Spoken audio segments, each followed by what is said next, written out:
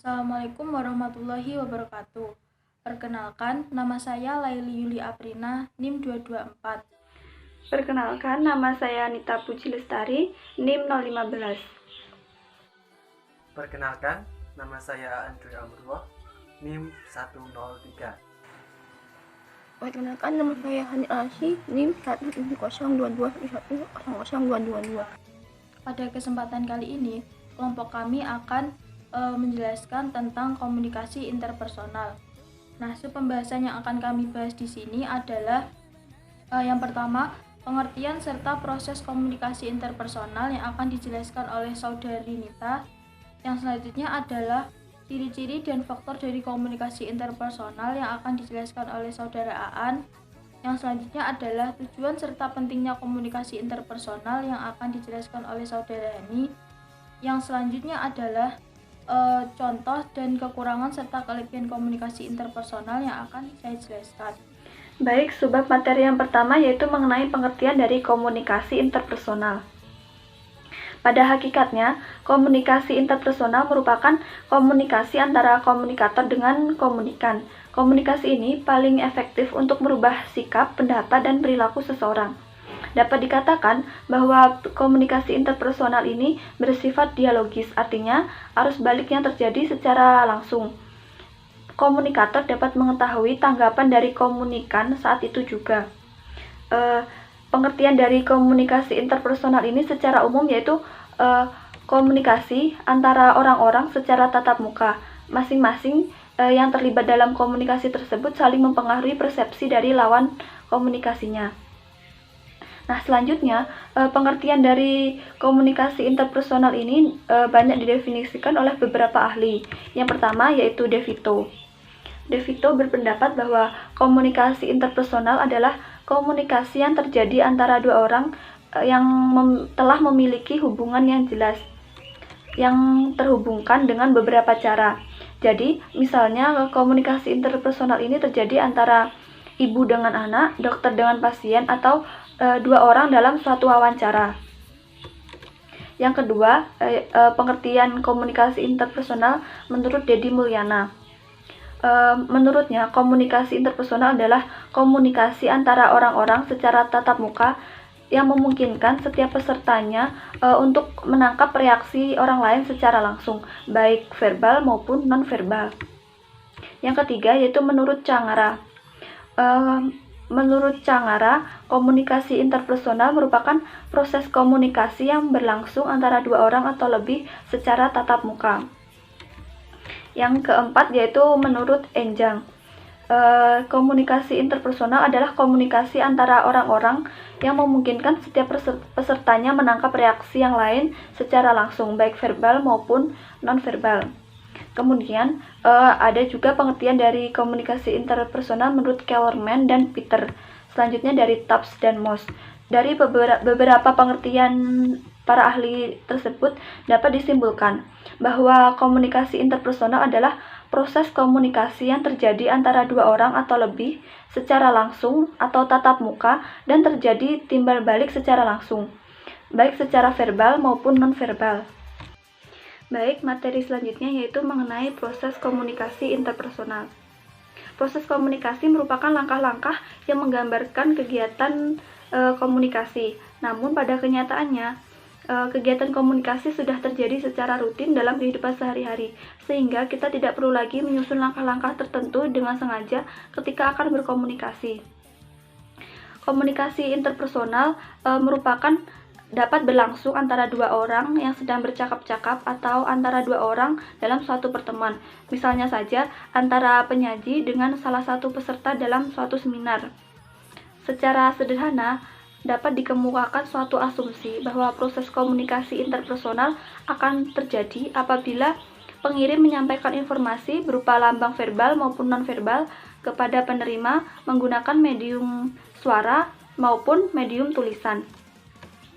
Berdasarkan asumsi ini, dapat dikatakan bahwa proses komunikasi interpersonal terdapat komponen-komponen yang secara integratif saling berperan sesuai dengan karakteristik komponen itu sendiri. Terdapat 6 karakteristik yang menentukan kegiatan tersebut dapat dikatakan sebagai komunikasi interpersonal. Yang pertama yaitu komunikasi pribadi dimulai dari diri sendiri. Yang kedua, komunikasi antar pribadi bersifat transaksional. Yang ketiga, komunikasi antar pribadi mencakup aspek-aspek isi pesan dan hubungan antar pribadi. Yang keempat yaitu komunikasi antar pribadi mensyaratkan adanya kedekatan fisik antara pihak-pihak yang berkomunikasi. Kemudian yang kelima yaitu komunikasi antar pribadi melibatkan pihak-pihak yang saling tergantung satu dengan lainnya. Yang keenam yaitu komunikasi antar pribadi tidak dapat diubah maupun diulang. Nah, baik, selanjutnya adalah mengenai ciri-ciri dari komunikasi interpersonal. Nah, ciri-ciri komunikasi interpersonal sendiri itu ada 5. Yang pertama, keterbukaan. Yang kedua, empati. Yang ketiga, dukungan. Yang keempat, rasa positif. Dan yang kelima adalah kesetaraan atau kesamaan. Nah, yang pertama, keterbukaan. Keterbukaan yaitu kemauan untuk menanggapi dengan senang hati informasi yang telah diterima. Jadi lawan bicara yang diajak dengan komunikasi interpersonal tersebut mampu menanggapi atau terbuka dengan segala hal yang informasi yang telah disampaikan. Yang kedua adalah empati, yaitu turut merasakan apa yang dirasakan oleh lawan bicara. Jadi sebagai lawan bicara kita pastinya harus mempunyai sikap empati atau merasakan apa yang telah dirasakan atau apa yang telah disampaikan informasi tersebut kepada kita sebagai lawan bicara. Dan yang ketiga adalah dukungan. Nah, dukungan merupakan situasi yang terbuka untuk mendukung komunikasi agar berlangsung efektif. Jadi dukungan ini juga termasuk sangat penting karena dengan dukungan ini nantinya komunikasi interpersonal itu juga akan berjalan secara efektif. Nah, yang keempat adalah rasa positif, di mana seseorang itu harus memiliki perasaan positif pada dirinya. Yang pertama, kemudian mendorong orang lain lebih aktif dalam berpartisipasi atau berkomunikasi dan menciptakan suasana kondusif untuk komunikasi yang efektif. Nah, jelas bahwasanya kita harus mempunyai positive thinking atau rasa positif terhadap informasi yang telah kita terima, meskipun kita harus mengolahnya lebih lanjut apakah kebenarannya itu sudah benar ataukah masih perlu dipertanyakan. Nah, yang terakhir, yang kelima adalah kesetaraan atau kesamaan, merupakan sebuah pengakuan bahwa kedua belah pihak menghargai, berguna, dan memiliki kesamaan pemikiran. Jadi dari kedua belah tersebut saling menghargai, saling memiliki daya guna, dan memiliki kesamaan pemikiran. Nah, selanjutnya adalah faktor-faktor yang menumbuhkan adanya hubungan komunikasi interpersonal.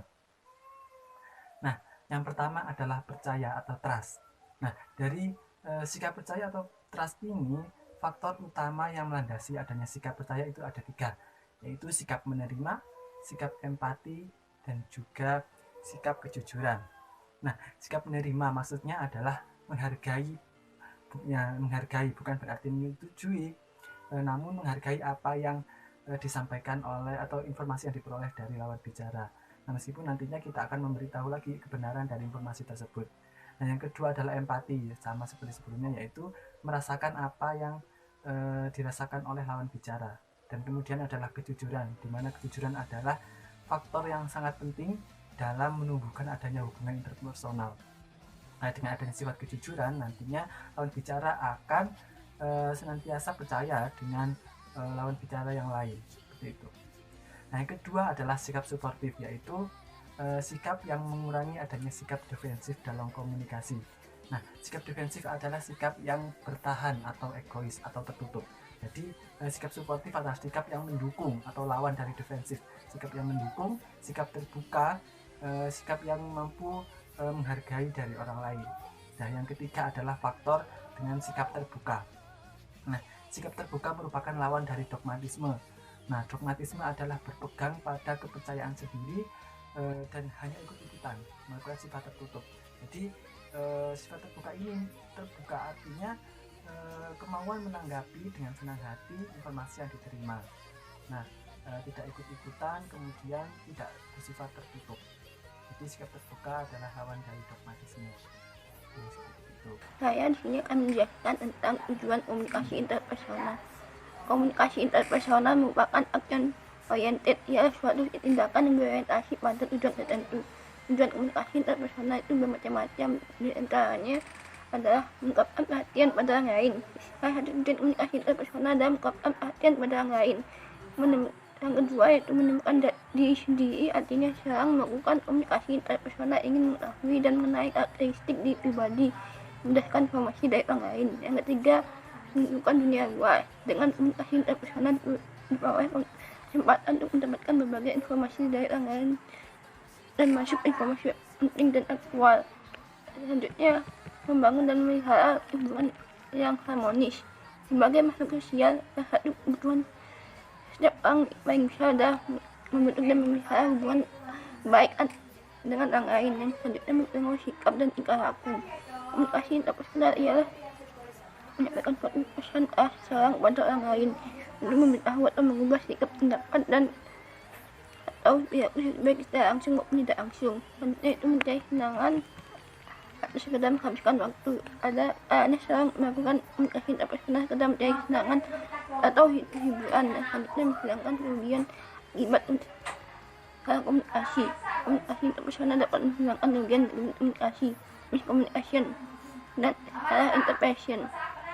Misinterpretation yang terjadi atas pesan yang selanjutnya memberikan bantuan konseling ahli kejiwaan ahli psikologis ini menggunakan komunikasi interpersonal dan kegiatan yang mengarahkan kainnya. Yang selanjutnya yaitu menurut fitur karakteristik efektivitas komunikasi interpersonal dapat dilihat dari 3 sudut pandang, yaitu sudut pandang humanistik. Sudut pandang ini merupakan pendapat atau bukan empati, sikap mendukung yang kualitasnya diciptakan laki yang bermakna jujur dan memuaskan. Pandangan ini dimulai dengan pandangan umum yang menurut aktivis humanis menunjukkan terciptanya hubungan antar manusia supaya misalnya kedudukan bukannya sikap positif. Sudut pandang pragmatis. Sudut pandang ini menekankan pada manajemen kesegaran secara umum, kualitas yang menentukan pencapaian tujuan yang spesifik. Pandangan ini bahwa ada keterampilan fisik yang dari ketika efektif dalam komunikasi interpersonal dengan mengelompokkan keterampilan di dalam perilaku umum. Yang selanjutnya itu sudut pandang pergaulan sosial dan sudut pandang kesetaraan. Sudut pandang ini didasarkan pada model ekonomi hiburan dan biaya. Sudut pandang mengasumsi bahwa merupakan suatu kendaraan di mana hiburan biaya saling dipertukarkan. Pentingnya komunikasi interpersonal. Bagi makhluk sosial, komunikasi interpersonal sangat penting bagi kehidupan kita dan menunjukkan beberapa bahan yang disampaikan oleh komunikasi interpersonal dalam rangka menciptakan bagian dalam hidup manusia sebagai berikut. Yang pertama, komunikasi interpersonal membantu perkembangan intelektual sosial kita. Yang kedua, identitas dan jati diri terbentuk dalam lewat komunikasi dengan orang lain. Yang selanjutnya dalam rangka menguji kesalahan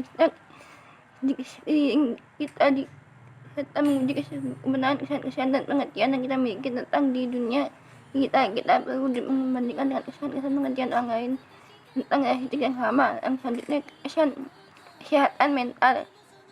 Nah, bagi orang menentukan kualitas komunikasi atau hubungan kita dengan orang lain lebih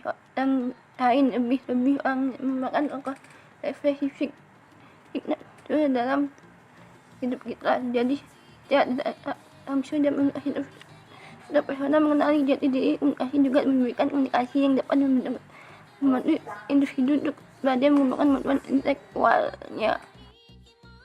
Nah, memasuki pembahasan selanjutnya yaitu mengenai contoh dari komunikasi interpersonal. Contoh dari komunikasi interpersonal di sini ada komunikasi verbal dan komunikasi nonverbal.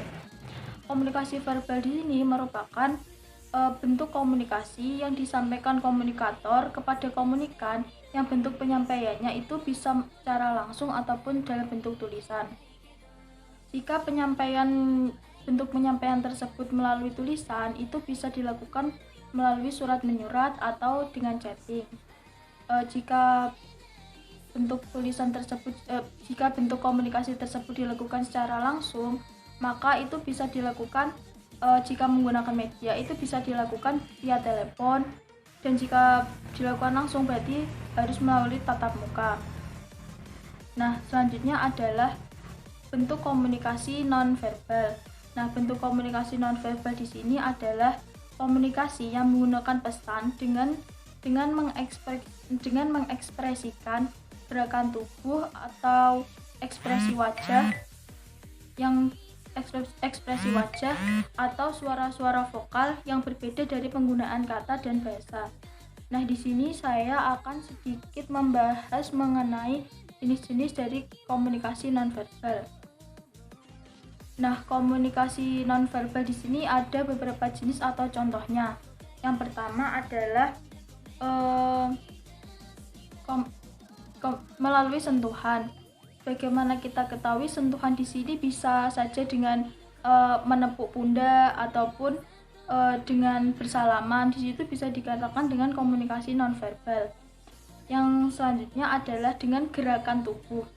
Komunikasi dengan gerakan tubuh di sini bisa melalui kontak mata ataupun dengan anggukan kepala ataupun dengan gerakan tubuh yang lain, yang dimana gerakan tubuh di situ dapat mengisyaratkan suatu makna yang nantinya akan memberikan pemahaman kepada lawan bicara kita.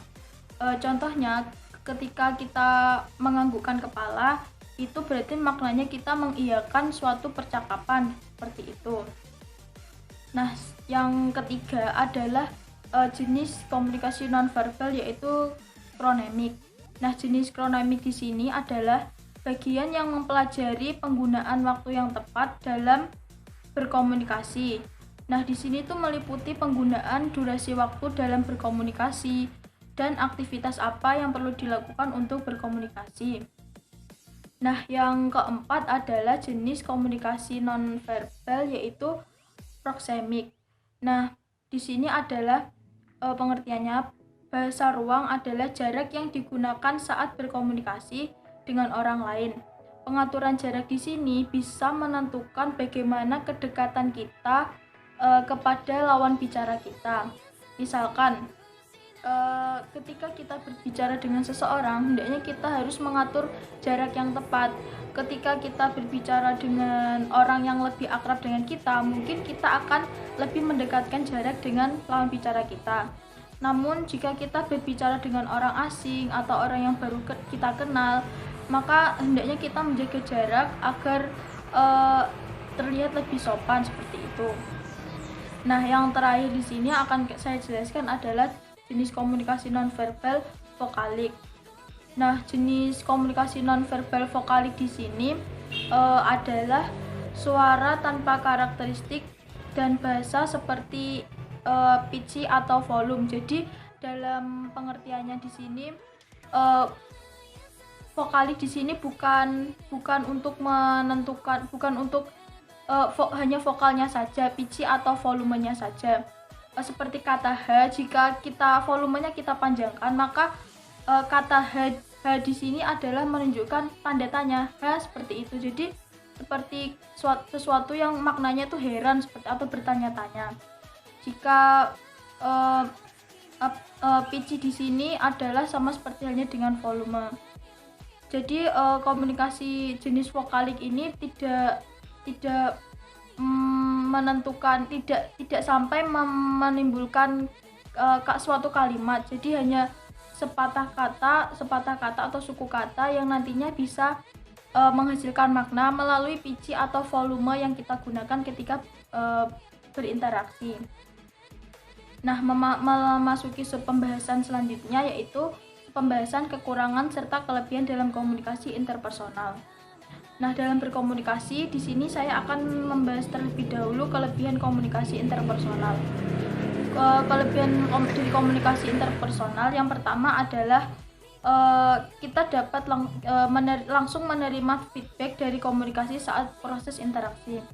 Di sini antara komunikator dan komunikan dalam melakukan komunikasi tentunya bisa langsung mendapatkan umpan balik atau respon yang nantinya akan mempermudah pemahaman dalam berkomunikasi. Kelebihan yang kedua adalah isi pesan dapat tersampaikan dengan jelas. Tentu saja karena dalam berkomunikasi di sini komunikasi dilaksanakan secara langsung, maka pesan yang tersampaikan lebih jelas. Kelebihan yang ketiga yaitu dapat mempengaruhi lawan bicara karena adanya pengaruh komunikasi.